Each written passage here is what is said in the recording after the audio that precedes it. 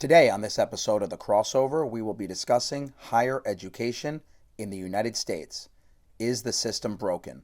With President Emeritus at Miami-Dade College, Time Magazine Top 10 College President, and Presidential Medal of Freedom recipient, Dr. Eduardo Padron. Learn what's inherently wrong with current colleges and universities, as well as what needs to be done to improve the U.S. education model. Much more on this episode of The Crossover. Good afternoon, everyone. We have the pleasure of speaking with Dr. Eduardo Padron today, who is an international leader and pioneer in higher education with an unbelievable career in the field. As background, Dr. Padron is President Emeritus of Miami-Dade College, having served as president for nearly 25 years. He is credited with elevating Miami-Dade College, which is the largest degree-granting institution in America, into one of national prominence amongst the most recognized U.S. universities. His work has been hailed as a model of innovation in higher education, producing impressive results in student access, retention, graduation, and overall achievement. A believer in diversity, Miami-Dade College enrolls and graduates more minorities than any other institution in the U.S. Under his leadership, Miami-Dade College has received national recognition for its long-standing involvement in the community, effects on social and economic change, and the difference in student access through novel initiatives. He has a tremendous amount of awards, including the Presidential Medal of Freedom from President Barack Obama, being a prominent national voice for access and inclusion in higher education. He's also been elected to the American Academy of Arts and Sciences, as well as the U.S. News and World Report STEM Hall of Fame. He has been named Floridian of the Year in the past, and he's here to discuss the very controversial question of higher education in the United States. Is the system truly broken? So again, pleasure to have you on here, Eduardo. Thank you so much for joining us. Pleasure to be with you. And thank you for the generous introduction. Well, you've obviously earned every last word. Let's start with just some simple definitions. What is the meaning of higher education here in this country? Well, I think the simple way to explain that is all educational endeavors and institutions that are providing educational services at the post-secondary level.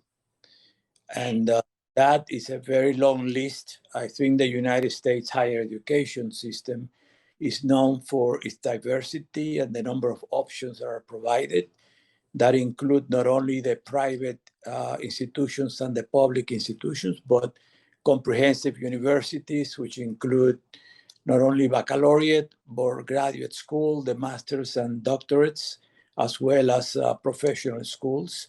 But you also have a significant number of institutions that are called baccalaureate institutions. The liberal arts college are very well known in America. Community colleges are a significant part of that sector, where almost half of all the undergraduates in the United States attend community colleges. Then you have the professional schools, religious schools, and I could go on and on and on. But it's a very, very diverse system, very unique to this country, and sometimes very confusing to people. Let's just keep it very simple. If someone had to ask you, what is the number one thing that is wrong with our higher education system, what would it be? Well, I think what's wrong, and there are a lot of good things, let me put it that way, but what's wrong is that the higher education system in America has failed to evolve with the needs of society. This is a system that was created many years back, basically to serve the needs of the privileged class, and was a very selective system, still is. And it worked relatively well for that period of time.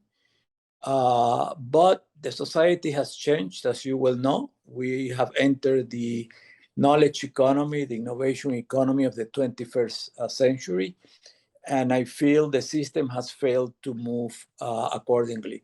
I usually say that the higher education industry in the United States still to arrive in the 21st century. So that's what's wrong. And as a result of that, we need a lot of transformation of the system. There are many issues. Still, I want to emphasize that there are a lot of good things too, but a lot of issues that need to be emphasized basically to achieve what is needed at this time, which is equity. We need access, and we need basically emphasis on teaching. Because up to now, research has been the definition of academic excellence. And at the expense of that, we have not emphasized teaching, equity, and diversity, which are key to our evolving society today. So let me ask a question that I think many parents and certainly applicants would have, and that is that there's clearly more qualified applicants than there are available spots. So clearly disappointment is going to be inevitable. Do you feel that the best, most qualified students are currently getting into the best schools? And also, more importantly, what, in your opinion, constitutes the best, so to speak? Well, as you know, there are many ways in which universities try to define best, and often it's very artificial criteria. To me, I'll give you my definition. To me, the definition of best is those students that have achieved a high school diploma and have grit. And by that, I mean the desire, the determination to be able to succeed. That's what makes a very good student, and a student that has the promise to complete the degree. It's the only way that I can define it that most people will understand. Well, let me ask you, so you were college president for nearly a quarter century. How did you and your admissions committee identify grit, right? Grit's a great term. I totally agree with that. I think that that's an intangible that is very difficult to measure. But how did you and your committee identify grit? Well, I have been fortunate enough to work at an institution for many, many years, Miami-Dade College, that is a new model of higher education in America, where the students are accepted. If they have a high school diploma, they have a ticket to enter. It's not based on anything else. Now, with that, we have challenges because not all the students come prepared at the same level. So yes, we do testing, but that testing is basically to determine what are the deficiencies that those students have and plan accordingly with an academic program that will try to make up for those deficiencies in order for them to join the mainstream of academic life.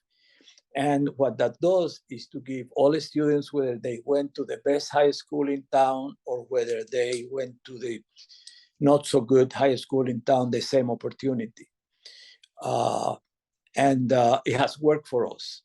It has really worked for us because what we have done is to be able to provide a significant number of the population in this city the opportunity to get a higher education and being able to achieve their dreams.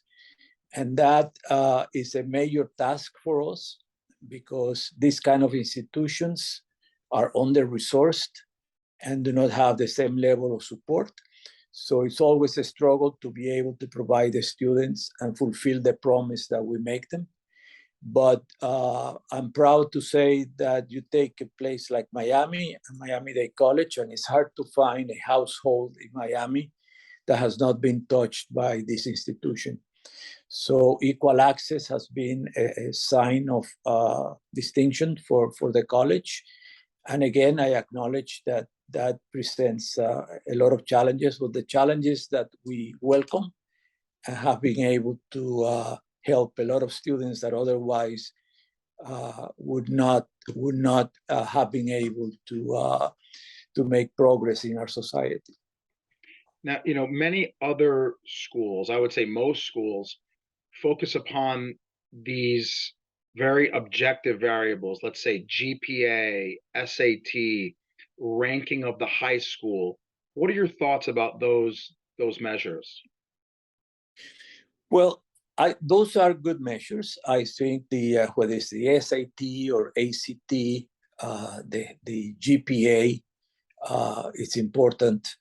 But you cannot make decisions just based on those factors.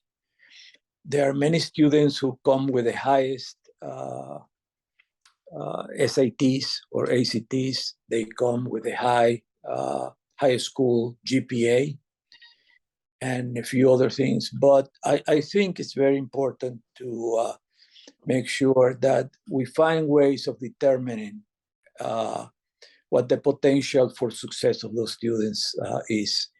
And that alone, in my opinion, is not enough to be able to serve our society. And that's the major issue that we have today in higher education, no question about it. Now, let's talk a little bit about diversity. And you've been a real champion in that field, which I think is wonderful. What are your thoughts on the importance of diversity at colleges and universities? And how have you at Miami-Dade ensured such a breadth of students? Well, to me, diversity as well as inclusion, and they're two totally different things, are very important because I think colleges and universities are here for the public good. We're here to promote economic and social mobility. And I think if we're able to do that, we just cannot do that for one sector of the population. We need to make sure that all individuals, all Americans, regardless of color, regardless of ethnicity, regardless of sex, etc., have the same opportunity, because we're talking about economic and social opportunity. And I think those are factors that colleges and universities need to take very, very seriously. And that is a major source of controversy today because, and that's what I said, that we have not evolved to the point where we emphasize those things over everything else. One of the things that Miami-Dade College has proven is the fact that, talent is universal, but opportunity is not. And once you open the door of opportunity, I think you're able to see miracles happen.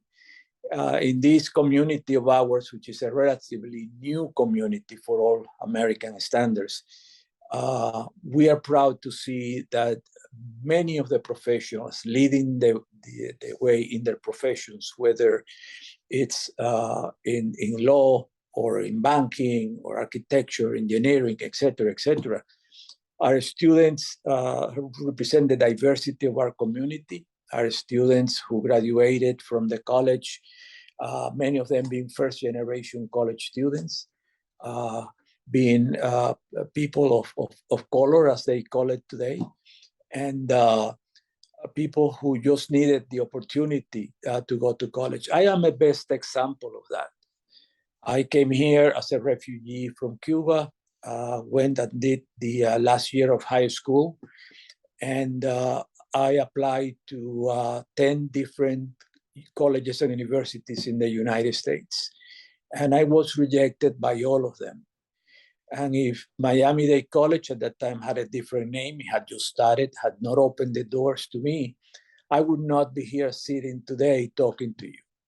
And I think what that proves is that you have to make sure that we give talent an opportunity. And that is the big challenge that we have today in higher ed. And when you think of our economy today, and the fact that all the good jobs that are being created in the innovation economy require a post-secondary credential or a degree, if we don't provide our population that opportunity, we're relegating them to a life of poverty. And that cycle of poverty is very difficult to get out of it. That, to me, is the essence of what higher education needs to be and the reform that needs to take place. Back as recent as 50 years ago, most Americans could go to work in factories or offices or other jobs, basically doing repetitive tasks, doing work with their hands.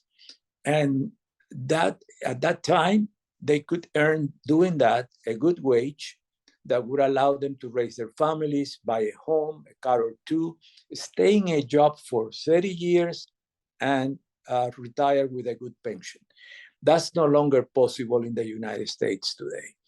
And just to give you an example, today, most Americans change jobs 8 to 10 times during their productive life. And the needs of industry and business today are totally different. And that's one of the things that we need to make sure that our institutions recognize. We have many factors that need to take into consideration. And I, for one, am an advocate for free higher education. If we were able to do it many years back, the same issue with high schools. It was only about over 100 years ago where the big debate in America was where the high school should be a universal right for all Americans. And there was a big argument. Finally, the argument that won was the fact that, yes, high school should be a universal right for all Americans. And that single fact and that single action was the determining factor in the preponderance of the United States during the 20th century. Today, we need to do the same thing. We need to understand that the world and our ability to maintain our position of leadership in the world today depends on how well we educate our people and how well we provide them with the skills to be able to access the good jobs that are being created.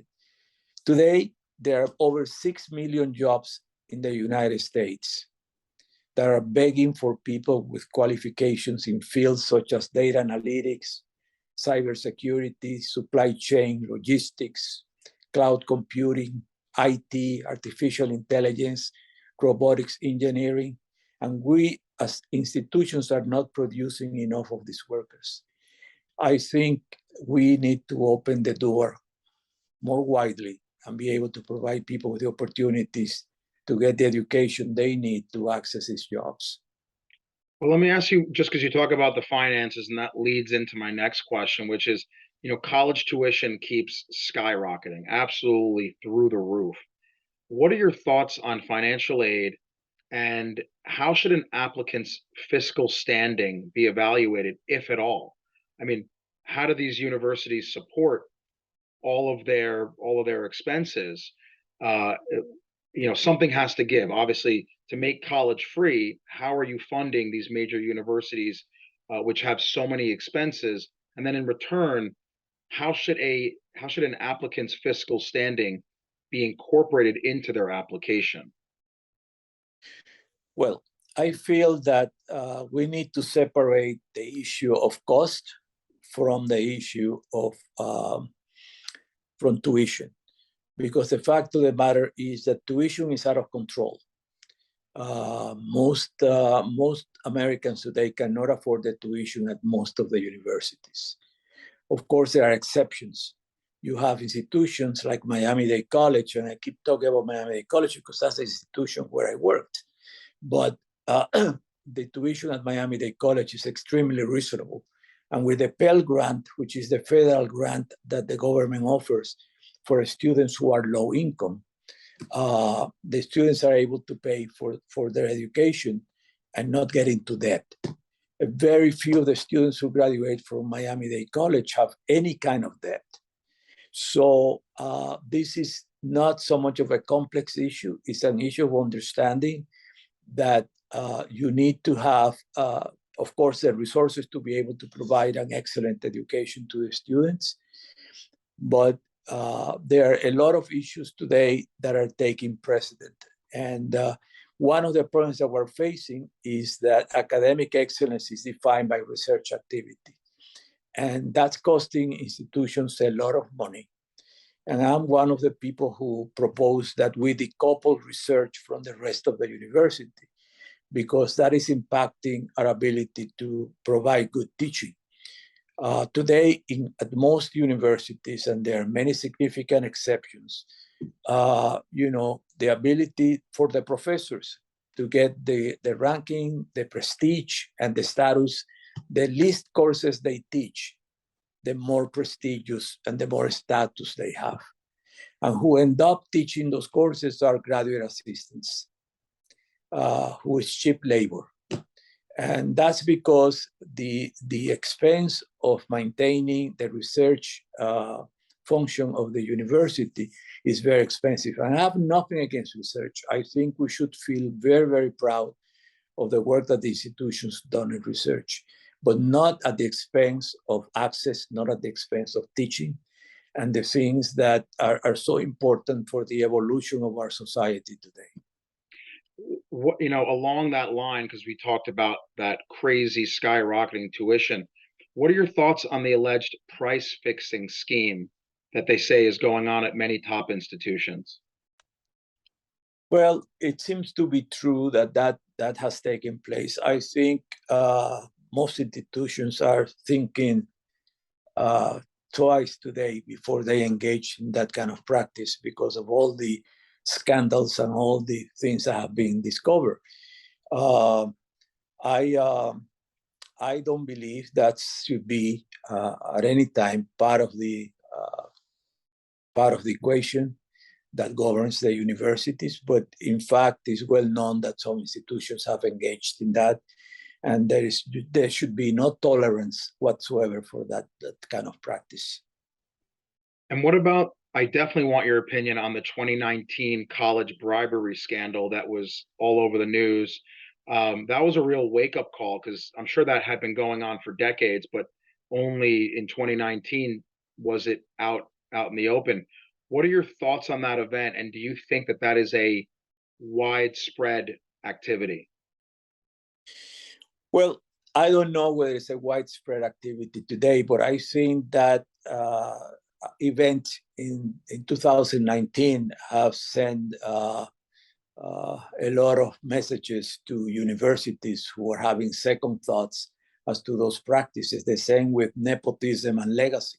All these things together are things that should have no place at American colleges and universities. I'm very much aware that it has happened, but I believe that there is so much awareness now because it was kept as a big secret for many, many years. But there is so much awareness now that I think that the institutions are thinking twice before they engage in that kind of practice. Would you say that the U.S. higher education system is corrupt? It's a tough question, but I just wanted your opinion. I wouldn't say that, not at all. What I think is corrupt are some of the things around the higher education system. For example, the rankings, the U.S. News and World Report. Those rankings, I think they are morally corrupt. And so what are those rankings? Well, your prestige and your status depends on how many students you reject as opposed to how many students you admit. And people take pride in saying, out of 20,000 applicants, we only accepted 2,000, for example. In terms of how big is their endowment fund, those are the kind of things that are used to evaluate the ranking of the universities. I think that is totally unacceptable and something that needs to go away. The other issue is what is called the Carnegie classifications of institutions, because that's a system that was designed to give prestige and status to institutions in terms of how well they do in research. So what you find today is most universities, including state universities, which are public and paid by taxpayers, are engaged in this rush, in this competition. We are one research institutions. Again, every time that happens, it happens at the expense of teaching, at the expense of access, and the expense of equity. And I cannot be in support of that. I've never been. Well, let me ask you, just because now we're going to switch into the good parts. You said there's a lot of good parts to our system, and I want to focus on that towards the end here. Why do so many elite students from all over the world choose to come to the U.S. for their higher education, college, graduate school? Clearly, the United States offers a lot of positives, and what exactly are those? Well, I think that you are right. There are a lot of people around the world who see the U.S. Higher education system and the opportunities and the possibilities there as the best option for them. And you find that some of the students coming from the most privileged classes all over the world, every continent, apply to American universities. And that has been like that for a long time. With the pandemic and so forth and so on, that has had an impact in terms of the interest of those students in coming to America. But I think that's a temporary issue. I think it's because the American institutions have a reputation for being institutions that really provide the kind of education that prepare the students to really be problem solvers, to really be leaders, to be students who are prepared and have the skills to be able to succeed. And there is no question that the kind of education that we offer, where there is a lot of emphasis on the liberal arts, critical thinking, analytical skills, and so forth and so on, it's at least in my opinion, the best education that you can provide students. When you think of the rapid pace in which the world is changing, the economies are changing, and even businesses and jobs are changing from one day to the other, where jobs disappear and new jobs are created. You need some very specific skills that you can only get enrolling in a college or university. And that it is something that is one of the reasons why I'm such a strong advocate for access to the population, because it's more than ever before. Students who do not have that education, those skills, are going to suffer and are going to not only be a deterrent to themselves, but it's going to be a deterrent to society, because our ability to maintaining our leadership as a power, economic power in the world, will very much depend on how we train our students. That's why when we look at China and India and so many other countries in terms of how many students they are graduating in fields like engineering and so forth, which are so much in great demand today, it's worrisome, and it's something that we need to make sure that we do something about it and do it quickly, because it's very easy to fall behind. What country, in your opinion, has the best higher education system?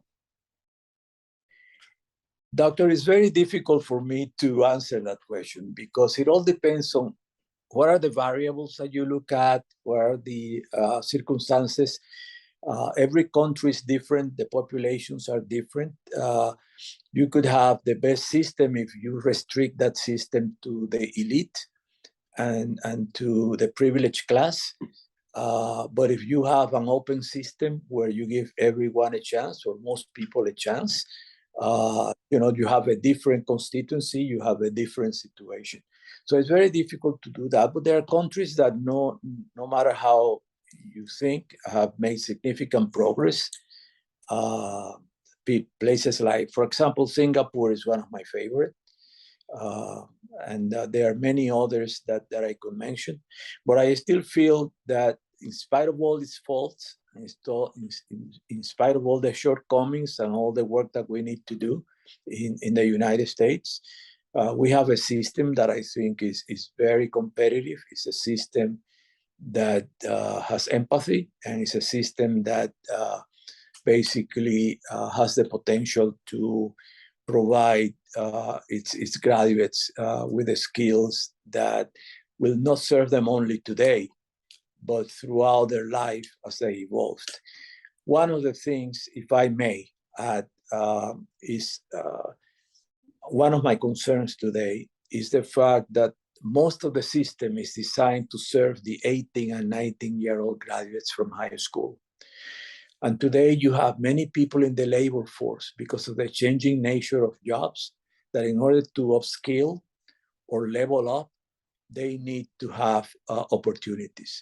And I think colleges and universities need to rethink who their students are and provide opportunities, because lifelong learning is here to stay. Even professionals have to spend, and I'm sure you do, a lot of time going to seminars and workshops and things like that to learn the latest techniques that are developing every single day. Otherwise, behind. And that is true not only for doctors, it's true for lawyers, accountants, architects, you name it. And the universities are the place that should be there for citizens, regardless of their age, status in life, to be able to upgrade skills, so we don't do away with the labor force, which we need so much. Now, this is the final question, because I don't want to take up any more of your time. As a pioneer and leader in the field of higher education, give us your kind of crystal ball view. What do you see happening in the next 5, 10, 20 years with the U.S. educational system? I think the U.S. educational system is about to enter a major time of reform. I think many of the standards that we have upheld before are going to be transformed. I think the issues of equity, access, and teaching are going to be the primary factors that are going to get the institutions involved in bringing about that transformation. And it's going to be important because otherwise we're going to get the competition from the private sector. The private sector, industry and business are being impacted. Their ability to make profits, their ability to advance is totally dependent on the ability to get qualified applicants. And the supply of these applicants is not where it should be by any means. And I feel that many of these organizations are developing their own training programs, their own educational programs. And I think the universities are very much aware. And I see a total new movement ahead where these institutions are going to become more sensitive to the needs, not only of the students, but of the private sector.